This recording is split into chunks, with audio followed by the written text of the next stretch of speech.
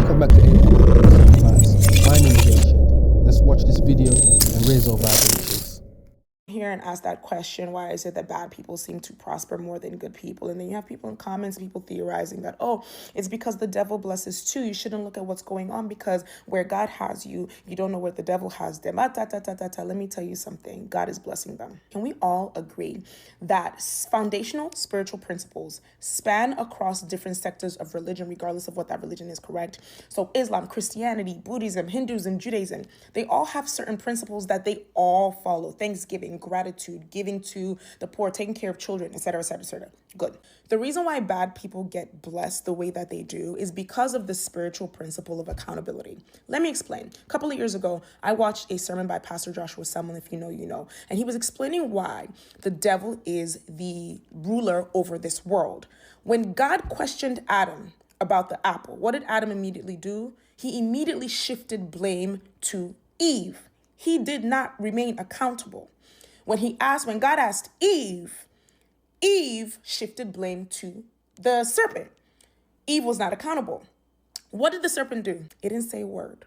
And because the serpent did not shift blame to anybody, it took accountability. It became the ruler of this world and held all the power because of the spiritual principle of accountability.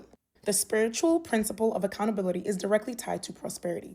Let's take poverty as an example. A lot of people who are poor have a victim mentality. They never take responsibility for why they are where they are in life. They usually end up blaming a person, place, or thing for whatever circumstances that they're in. Now let's take the rich and wealthy, for example, okay? The world complains about how horrible these people are and how horrible the things that they do are.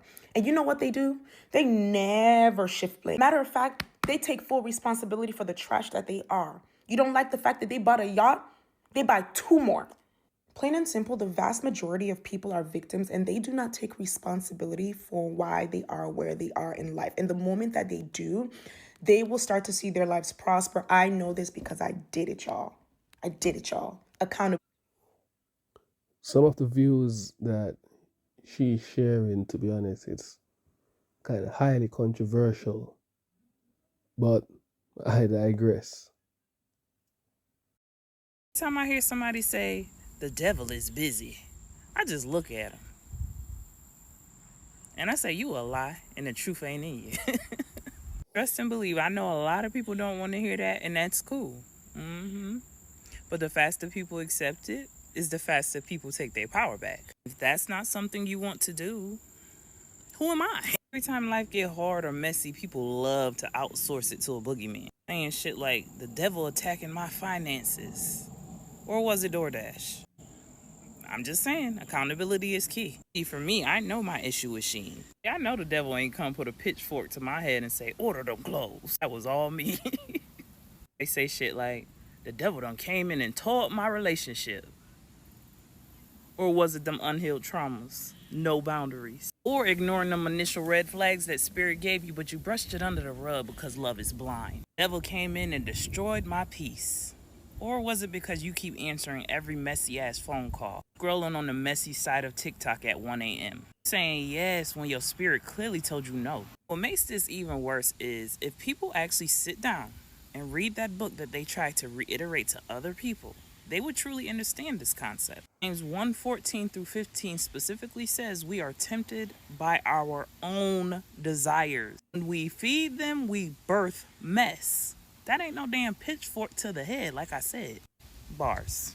See, we gonna call a spade because that's self-sabotage. If you've been here for a while, then you already know I love this verse. Galatians 6 and 7, you reap what you sow. If you plant chaos, what you think you gonna harvest? Ding, ding, ding, chaos. Or we could just bring it on down to Proverbs 19 and 3. People ruin their own lives by their own foolishness. They ain't got the nerve to get mad at the Lord. And according to this same book, James 4 and 7, James supposedly said, resist the devil and he will flee.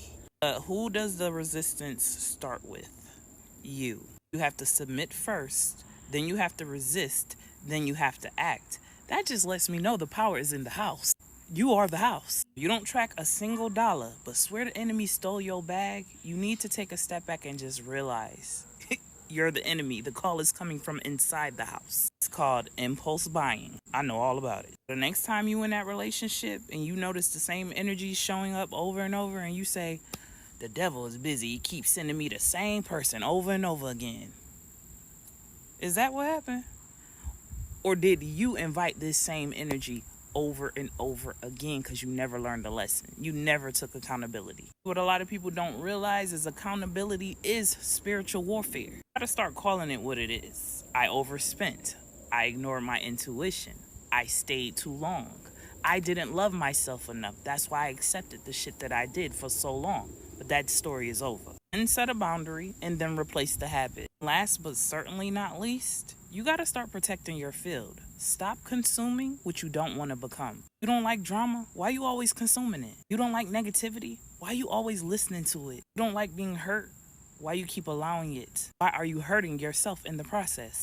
So, keep saying the devil is busy all you want, but I can assure you, ownership is faster than exorcism. The day you stop blaming the outside and start leading from the inside, that is the day your life is going to snap into alignment so fast. I will stand in my truth so fast because who's going to do something about it? Nobody. I have no shame in my game saying, yeah, I did that. Yeah, I said that. Because what you gonna do? Honestly, I appreciate Spirit for that because I haven't always been like that. Trust and believe. I used to be a victim, okay? As soon as I start trying to fall back into them old patterns, Spirit will yank my ass up so quick. Like I told y'all, power is in the house. You are the house. You are the temple. Let me know your thoughts in the comments. Peace, love, and light, and gratitude for watching. Yeah, just like she said, let me know your comments down below. It's practically, she's just saying accountability, like how you deal with it. Just start, man.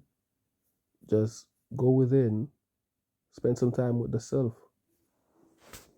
Listen, you have been tricked to believe that spirituality is about shaking rocks, blowing smoke, teleporting and shit and all that. It's really about you finding out that you are the problem every day. Every day. But if I'm the problem, I'm the solution. If I am the problem, I'm the solution. Just get me up out of here. That's all the hell I'm saying. Get me up out of here. Yeah, you need a good laugh. Accountability is the God you've been avoiding. The reason religion is popular is because it lets people worship their way out of being responsible. Listen, it's far easier to believe in a God that forgives you instead of becoming the person that doesn't need forgiveness in the first place. Religion says somebody's watching you. Spirituality says you're watching yourself. Religion builds temples to house gods. Spirituality turns you into the temple, into the altar, into the offering. And not just once a week on a Sunday, but every day. Spirituality doesn't want your performance. It demands your alignment. It doesn't reward obedience. It requires awareness. And most people don't want awareness because awareness means now you have to do better. No more hiding behind, oh, God is testing me. No more the enemy is attacking. No more it's in God's hands. No. Spirituality hands it back to you and says, no, it's in your hands. What now? Accountability is not punishment, it's power. When you realize your words, your thoughts, your energy, they all have consequences. You don't live in fear. You live in and with intention. Spirituality makes you ask, how did I get here? What am I repeating? What am I attracting and permitting? Ignoring or denying? Religion tells you were born in sin. Spirituality reminds you were born in frequency. And if you don't master it, you'll keep calling chaos a lesson and suffering a sign. So now I'm going to ask you plainly, are you spiritual? Or are you still outsourcing your choices to someone out there in the sky so you don't have to face the God within you? And that's because true spirituality doesn't comfort your ego. No, it doesn't. It confronts it. It breaks the illusions. It ends the stories. It burns everything that isn't aligned. And when the fire is done, only truth remains. Only you remain. No savior, no scapegoat. Just the raw, divine weight of being fully responsible for your life. And that's the highest form of worship. Not praying for rescue, but living as proof that you never needed saving. And if this resonates with your soul, then welcome home. Kosi, Kamaku, Khanya, Lesedi, Emakosini, Ndauwe, Shewe. I don't know what the hell she said at the end of the video, but it just sounds good and it sounds like it's in alignment. But she has made some strong points, controversial points as well. Some people might disagree, but it doesn't require obedience, but discipline and alignment. And then you get your signs through synchronicity. And then you know what to do from there. Misunderstandings about spirituality. Number one, a lot of people think you're supposed to be vibrating high 24/7, but there are times where you will be vibrating low because evolving is not linear. You are not here as human to have a soul experience. You are here as a soul to have a human experience. It's literally in your human nature to experience highs and lows. I don't know who painted this narrative that being low vibrational is such a bad thing and it's not normal. There will be plenty of times as a human that you will be in. That's why I don't really subscribe to the term of like low vibration. It's either it's high or not so high. It's that simple. At low vibrational state, just make sure you don't keep yourself there. That's when it become a problem. Number two, ego death. You cannot kill your ego. You can only dissolve and integrate the parts that don't serve you well. Like the parts that get in the way of love, compassion, forgiveness, empathy, higher consciousness, etc. Love your ego because you can learn from it. Your ego is not your soul's enemy. Number three, there's no rule book to spirituality. There's no wrong or right way of being spiritual. Spirituality is life itself. Do not expect everybody to get awakened exactly how you got awakened. We all don't have to live the same exact lifestyle. Everybody doesn't have to be vegan. Everybody doesn't have to live off grid. Everybody doesn't have to have the same belief systems or be into the same spiritual practices and traditions. Yes, there's a lot of things that spiritual people do that are the same, but we all... I agree with that. Because all of us as a soul, we're evolving at different levels, different speed. We're not the same. We're not looking for robots. So I agree that we don't have to be the same, but the thing is that our mission is the same, but we're not moving at the same pace. Are not the same. We are not limited to one way of doing things. We are multidimensional. There are infinite ways of being spiritual. We are all on an individual journey. Stop judging how other people embrace their spirituality. Number four, people think when you leave religion and return back to your spirituality, it's just a free-for-all. Yes, you should embrace being a free spirit, but that don't mean just do whatever and cause destruction. That doesn't mean you shouldn't stick to a code. That doesn't mean you shouldn't follow universal laws. That doesn't mean you shouldn't have morals and structure.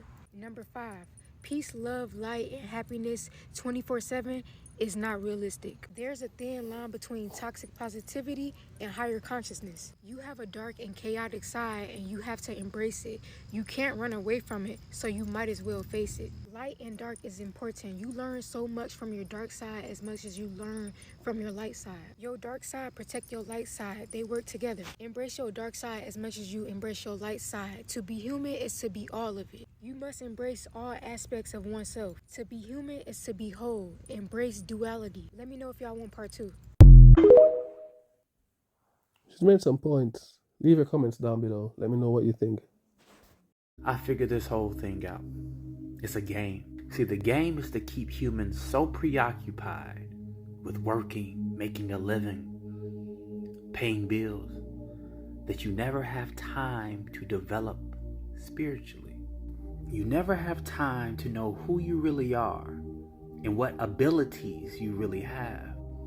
See, they don't want to tell you that the mind is a quantum computer that is bending energy all around you, and you don't even know it. The mere act of you gazing or looking at something changes it on a molecular structure. Take your power back.